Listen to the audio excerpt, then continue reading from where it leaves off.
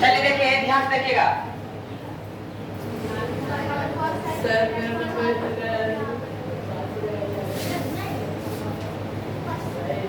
समझिएगा, देखिए ध्यान से। पहला है आपका मंगलम पाठ, कहाँ से संकलित है। लेकिन मंगलम पाठ आपको बताए थे कि मंगलम पाठ जो है उपनिषद से लिया गया। कहाँ लिया गया है? उपनिषद से। कहाँ लिया गया है? उपनिषद से। और आपको पता है उपनिषदों की संख्या कितनी होती है? 108 है। उपनिषद के लेखक कौन है? महर्षि वेद व्यास है। ठीक है, इनका पूरा नाम क्या है? महर्षि वेद व्यास। ठीक है ना, महर्षि वेद व्यास। और ये जो है मंगलम पाठ को भी किसने लिखे हैं बताइए? मंगलम पाठ के रचयिता कौन है? महर्षि वेद व्यास है। ठीक है, दूसरा कहा गया पाटलिपुत्र वैभव पाठ में किस शहर का वर्णन किया गया बताइए? पाटलिपुत्र वैभव में पटना का वर्णन किया गया। किसका वर्णन किया गया है? पटना का। ठीक है, मंगलम पाठ में कितने मंत्र है बताइए? 5 है। और ये 4 उपनिषद से लिया गया। कितने उपनिषद से? 4 उपनिषद से।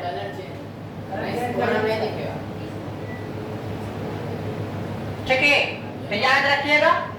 पाटलिपुत्र किस नदी के किनारे स्थित है? तो गंगा नदी किनारे। इसका सवाल ऐसे क्या कर सकता है कि बताइए कि पटना के किस दिशा में गंगा नदी बहती है? तो उत्तर दिशा में। और गंगा नदी के किस दिशा में पटना स्थित है? तो दक्षिण दिशा में। समझ में आए ना?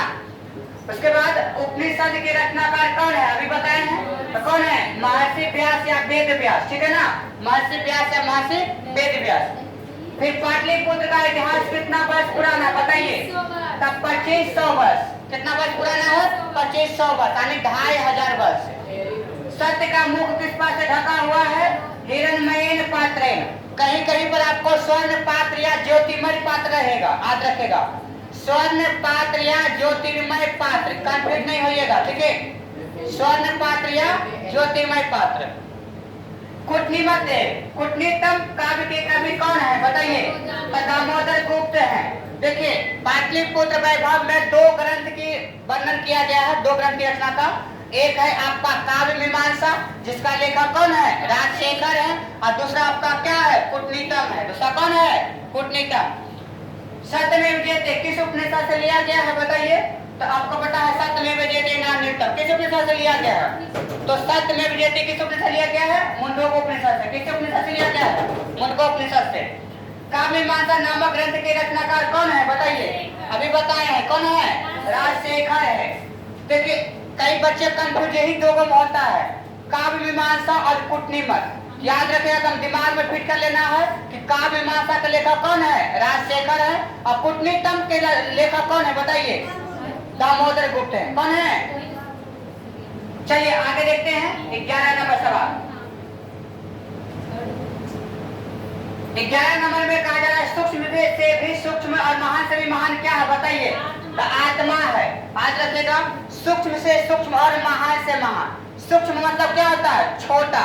सूक्ष्म मतलब छोटा। ठीक है ना। बुद्ध काल में पटना का नाम क्या था बताइए? पाटलिग्राम था। क्या था? पाटलिग्राम। पाटलिग्राम में था ना जी। बुद्ध काल में पटना का नाम क्या था? पाटलिग्राम। और बाद में यही जाकर क्या हुआ? पाटलिपुत्र हुआ।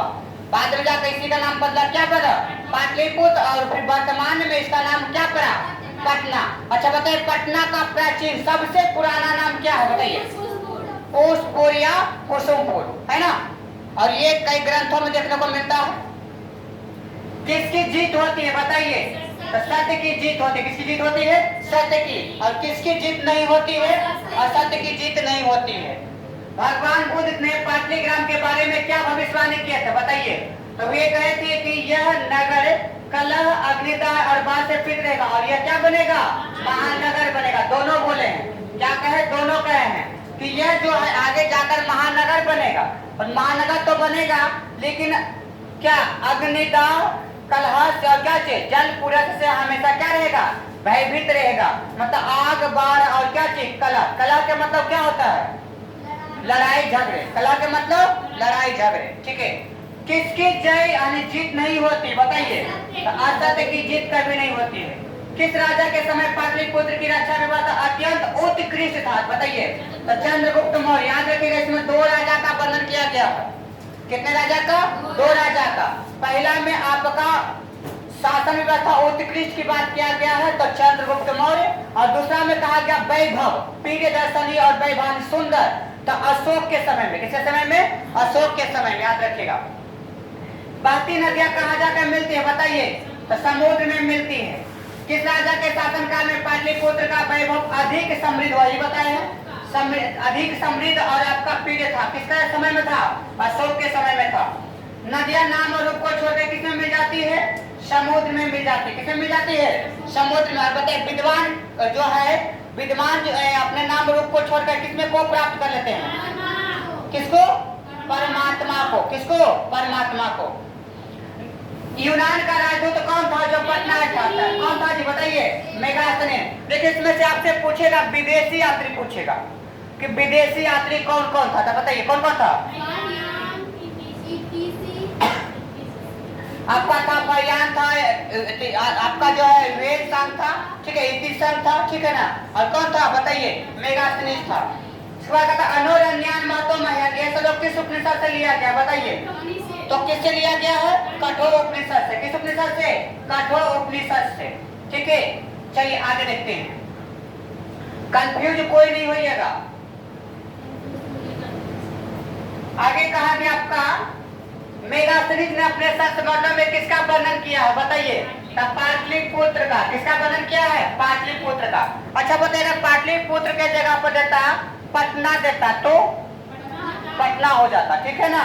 और कहीं अगर पटना की जगह पाटलिग्राम देता तो वही हो जाता, ठीक है, याद रखिएगा। हिरण्मयी पाटेल है ना, यह मंत्र किस उपनिषद से लिया गया बताइए? तो किससे लिया गया है? हाँ, हिरण्मयी पाटेल सदा भी तो मुखम था ना, तब तो पूछना आपका जो है तो किस उपनिषद लिया गया है? ईशावास्य से। देखिए सब याद रखिएगा, एकदम निश्चित बोल रहे हैं, ठीक है, कि ये जो श्लोक है, श्लोक से कि कौन से मंत्र किस उपनिषद से लिया गया ये पूछा जाता है, ठीक है, क्योंकि बहुत से बच्चे इसमें कंफ्यूज है। देखिए इस सवाल में ना 3 चीज से कंफ्यूज होता है। पहला कि कौन सा श्लोक जो है किस उपनिषद से लिया गया है, दूसरा किस ग्रंथ के लेखक कौन है, ठीक है, और तीसरा जो आपका है कि किसके शासनकाल में पटना का व्यवस्था कैसा था। ये 3 सवाल है कंफ्यूज वाला है, समझ गए ना। आप लोगों को कई बार ऐसा महसूस हुआ होगा, ये 3 सवाल में आप लोग कंफ्यूज हो रहे होंगे, ठीक है। इसके अलावा बाकी सब ठीक ठाक है, समझ गए। तो ये 3 सवाल को अच्छे से कंप्लीट कर लिया कि कौन से जो है मंत्र किस उपनिषद से लिया गया है, ठीक है, किसके शासनकाल में पटना की व्यवस्था कैसा था, और जो है किसके लेखक, कौन से ग्रंथ के लेखक कौन है, ठीक है। तो 2 को आपका लेखक के बारे में चर्चा किया गया है, 2 को ग्रंथ के बारे में चर्चा किया गया, 2 को आपका जो है क्या चीज राजा के बारे में वर्णन किया गया है, ठीक है, और 4 को उपनिषद के बारे में। पाटलिपुत्र शब्द किस पुष्प के नाम पर आधारित है बताइए? पाटल। किस नाम पर है जी? पाटल। और पाटल का मतलब क्या होता है? गुलाब। अच्छा बताइए, पाटल के नाम पर ही इसका नाम क्यों पड़ा बताइए? क्योंकि इसके आसपास जो है फूलों का पाटल, गुलाब की खेती बहुत होता था, है ना, गुलाब का उत्पादन बहुत होता था, ठीक है। जीव के हृदय रूपी गुफा में क्या स्थित है बताइए? तो आत्मा है। पटना में कौमुदी महोत्सव, देखिए याद रखिएगा, कौमुदी महोत्सव किस ऋतु में मनाया जाता था बताइए? अब किसके शासन काल में बताइए? चंद्रगुप्त मौर्य के समय में, ठीक है ना, कोई दिक्कत? चंद्रगुप्त मौर्य के शासन काल में। और आपको बताइए किस प्रकार होता था, है ना, एकदम क्या प्रत्येक किसान क्या करता, अपने अपने फूलों को एकदम सजा के रखते थे, राजा आते थे, देखते थे, जिनका भी फूल पसंद आता था उसे क्या दिया जाता था? इनाम दिया जाता था, समझ गए ना। देवलोक का मार्ग किससे प्रशस्त होता है बताइए? प्रशस्त। अच्छा प्रशस्त मतलब क्या होता है बताइए? प्रशस्त के मतलब होता है फैलना, यानी विस्तार होना, समझ गए ना। कौमुदी महोत्सव किस वंश के शासनकाल में था बताइए? तभी बताइए किसके बताइए? तो वंश, देखिए वंश बोल रहा है, याद रखिएगा। देखिए अगर शासन का था किसके शासन में? तो चंद्रगुप्त मौर्य, ठीक है।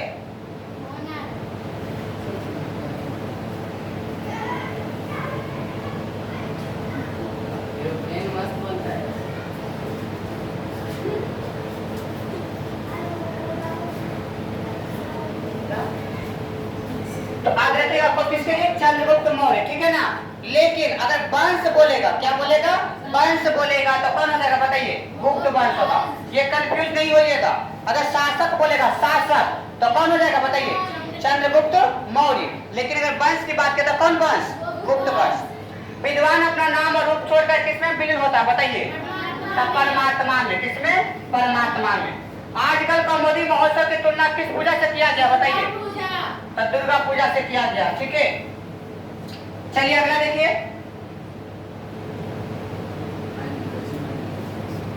उपनिषद किसका अंतिम भाग है बताइए? वैदिक वांग्मय का अंतिम भाग है। किसका है? वैदिक वांग्मय का। पटना का गोलघर किस हेतु बनाया गया था, मतलब क्यों बनाया गया था? अनाज के लिए, है ना, अनाज रखने के लिए, अनाज भंडारण के लिए। ठीक है ना, ऐसा गोल देखिए, इसका स्ट्रक्चर गोल इसलिए बनाया गया। देखिए गौर देखिएगा ना, तो इस जो गोलघर बनता है इसमें कोई पाया नहीं है। बाकी जब घर बनता है उसमें पाया होता है, इसमें कोई पाया नहीं, दीवार ही ऐसा गोल करके बनाया है। ठीक है, इग्लू के नाम सुना? इग्लू, इग्लू कैसा होता है? उसमें कोई दीवार, कोई पाया होता नहीं ना, वैसा ही। ठीक है, उपनिषद किसका सिद्धांत प्रकट करता है बताइए? तो आपका जो दर्शन शास्त्र का सिद्धांत प्रकट करता है। सैनिक रखेला बनाएगा, सैनिक रखेला। गंगा नदी के ऊपर पटना में ऐसे महाद्वीप का सबसे लंबा पुल कौन सा बताइए? तो गांधी से तो पुल है। अब बताइए कहां से कहां तक जुड़ा हुआ है? पटना से हाजीपुर। ठीक है ना, सबसे लंबा पूरे एशिया महादेश में। याद रखिएगा। किसे बस में नहीं किया जा सकता बताइए? तो आत्मा को बस में नहीं किया जा सकता, क्योंकि देखिए अभी मन क्या सोच रहा है, फिर कुछ देर बाद क्या सोचेगा, सबको पता है। अभी किसी को भूख लगा होगा, सोच रही होगी कि जाएंगे घर तो खाएंगे, फिर तुरंत आत्मा बाद में खा लेंगे जाकर के, है ना। चलिए, पटन देवी मंदिर कहाँ स्थित है बताइए? पटना में। और इनका काम है पटना की रक्षा करना। नगरों के देवी को, पटना के नगर के देवी को हम बोलते हैं पटन देवी। क्या बोलते हैं? विद्वान शोक रहित होकर किसे देखता है बताइए? आत्मा या परमात्मा की महिमा को। पटना नगर की पालिका देवी कौन है बताइए? पटन देवी है। वेदामेंतम कुसुम महातम, यह मंत्र किससे उपनिषद से लिया गया है? वेदामेंतम लास्ट में था ना, श्वेताश्वर उपनिषद। कौन था जी? श्वेताश्वर उपनिषद। याद रखिएगा, ये सब याद रखिएगा। ए बाबू, तो कहते हैं कि सर याद नहीं रहता, कहाँ से याद रहेगा? जब पढ़ाते तो ध्यान ही नहीं रहेगा आपका। तो चलिए, सिखों के 10वें गुरु कौन थे बताइए? जिनका जन्म पटना में, तो गुरु गोविंद। चलिए बताते हैं थोड़ा सा सिख में कि आपका जो सिख संप्रदाय में कुल 10 गुरु हुए। सिख संप्रदाय में कुल कितने गुरु हुए? सिख धर्म को संचालित करने वाले जो थे प्रथम गुरु गुरु नानक थे, है ना, जिनका जन्म जो था तालबंडी में हुआ था, है ना, जो वर्तमान में लाहौर पाकिस्तान में पड़ता। ठीक है ना। उसके बाद इनके 5वें गुरु की बात किया था, कौन थे? गुरु अर्जुन देव थे। ठीक है ना, कौन थे? गुरु अर्जुन देव थे। ठीक है ना। और अंतिम जो गुरु थे कौन थे? गुरु गोविंद सिंह थे। कौन थे? गुरु गोविंद सिंह। ठीक है ना। स्वागत सत्य का खजाना कहाँ है बताइए? याद रखिएगा, देवलोक में। कहाँ है? देवलोक में। सत्य का खजाना कहाँ है? देवलोक में। ठीक है, धरती पर कहाँ है?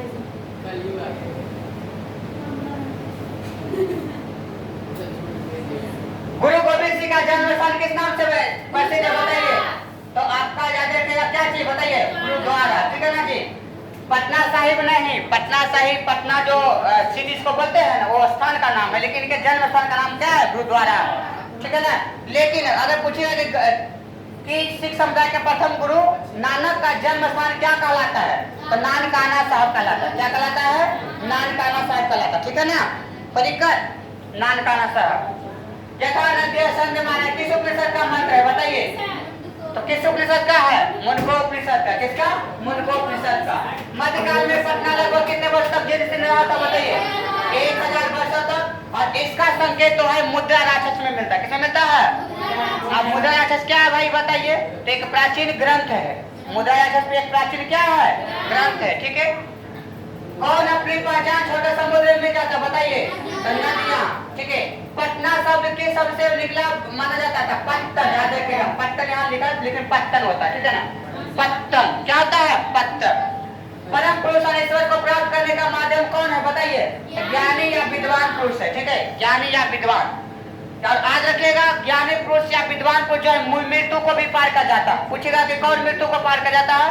तो ज्ञानी या विद्वान पुरुष, उसको साधक पुरुष भी कहते हैं। साधक क्या कहते हैं? साधक। प्राचीन संस्कृत ग्रंथों में पटना का अन्य नाम क्या मिलता बताइए? पुष्प मिलता है, ऐसा है ना, पुश पुल और क्या चीज उसको मतलब ए और बी दोनों हो जाएगा, ठीक है ना, इसका डी हो जाएगा।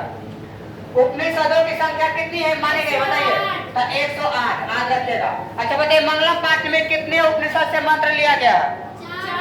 4 उपनिषद से। कितने मंत्र? 5 मंत्र है ना जी। मुद्रा राक्षस नाटक में किस शहर का उल्लेख मुख्य रूप से है बताइए? पाटलिपुत्र। अच्छा इसमें से पटना के बारे में क्या कहा गया बताइए? यही कहा गया कि पटना जो 1000 वर्षों तक क्या करा? जीर्ण शीर्ण में रहा, ठीक है ना, मतलब पटना को उद्धार करने वाला कोई नहीं। उसके बाद फिर जब 1000 वर्षों के बाद कौन आया? मुगल आया। कौन आया? मुगल आया, है ना जी। तो पटना का उद्धार किया, तो उसके बाद फिर कौन आया? अंग्रेज आया, और फिर पटना का विकास किया, और फिर अंत में लूट कर है ना। सद्धर्म की प्राप्ति के लिए किसे हटा देना चाहिए बताइए? देखिए यहाँ से ये सवाल आपको याद रखिएगा, इसका अलग अलग कर सकता है, ठीक है। सद्धर्म की प्राप्ति के लिए हिरणमय पात्र, ज्योतिर्मय पात्र या स्वर्ण पात्र रहता है, ठीक है ना। क्या रहेगा? हिरणमय पात्र, स्वर्ण पात्र या ज्योतिर्मय पात्र, ठीक है, या सोने का पात्र, ठीक है। संसार का सबसे बड़ा गोलघर यानी धन्याग्रह कहाँ है बताइए? पटना में है, याद रखेगा। मृत्यु को कौन पार कर लेता बताइए? तो ज्ञानी या विद्वान लोग या साधक पुरुष भी इसको कहते हैं। क्या कहते हैं? साधक पुरुष। पटना के उत्तर दिशा में कौन सी नदी पड़ती है बताइए? तो गंगा नदी। कौन सी नदी जी? गंगा नदी। साधक किसे पार कर जाता है बताइए? मृत्यु को। अभी बता रहे थे ना, साधक इसको पार कर जाता है मृत्यु को। याद रखिए, कहीं साधक रहेगा, कहीं ज्ञानी रहेगा, कहीं विद्वान रहेगा, ठीक है, कोई दिक्कत नहीं। साधक के मतलब साधना करने वाले, साधक के मतलब साधना करने वाले, मतलब कि जो कि अपने गृह त्याग करता, कोई जो इस मोह माया संसार से एकदम पूरा मुक्त हो जाता है, ठीक है ना। इधर लोग की तुलना किस नगर से की गई बताइए? और इसे जो है पाटलिपुत्र को जो है सरस्वती का कुलगृह या आपका विद्या का केंद्र माना गया, ठीक है। और यहाँ पर बताइए पटना में कौन कौन से विद्वानों को परीक्षा लिया गया था?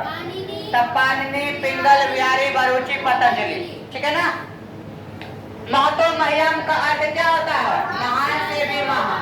पाणिनि, पिंगल, बिहारी आदि विद्वान कहाँ से परीक्षा देकर ख्याति पाए? पटना से। ख्याति का मतलब क्या होता है बताइए? ख्याति का मतलब क्या होता है? प्रसिद्धि। ख्याति का मतलब प्रसिद्धि, मतलब प्रसिद्ध हुए। अनुरंजन का अर्थ क्या होता है बताइए? अनु से भी सूक्ष्म, माने कि सूक्ष्म से सूक्ष्म, ठीक है। बिहार राज्य की राजधानी कौन है बताइए? पटना है। सत्यमेव जयते अनितम में, अनितम का अर्थ क्या होता है? तो असत्य होता है। क्या होता है? असत्य होता है। पटना में कौन कौन से दर्शनीय स्थल है बताइए? तो ये सभी है, संग्रहालय है, उच्च न्यायालय, सचिवालय, गोलघर, तारा मंदिर, जैविक उद्यान, ठीक है। तो ये सभी हो जाएगा, ठीक है। 62 का क्या हो जाएगा? सभी हो जाएगा। 62 का क्या हो जाएगा सर बताइए? सभी हो जाएगा, ठीक है। अच्छा इसके अलावा आपका गोल इसमें देखिए गुरुद्वारा नहीं ना है, तो गुरुद्वारा था। अब बताइए आप लोग का कौन सा क्वेश्चन में डाउट था?